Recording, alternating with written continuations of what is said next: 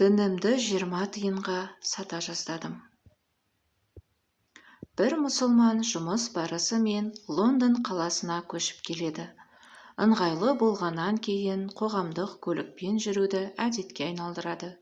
Ең қызығы, ол үнемі бір автобусқа мініп, бір жүргізушіге кез болатын. Арада бірнеше апта өтеді. Жұмысқа бара жатқан жігіт әдеттегі автобусына отырады. Жол ақысын төлеп, орнына отырғаннан кейін ғана көлік жүргізушісінің 20 тиын артық беріп қойғанын байқайды.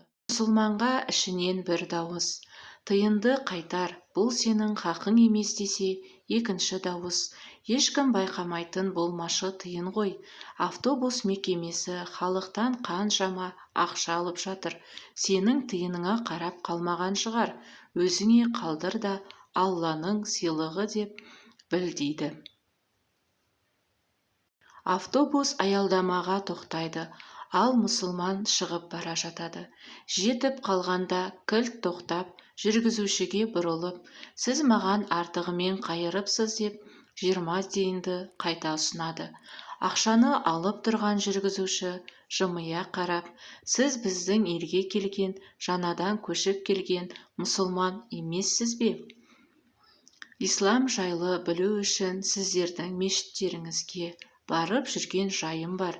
Шындығында сізді тексеру үшін ақшаны әдейі артығырақ берген едім, дейді.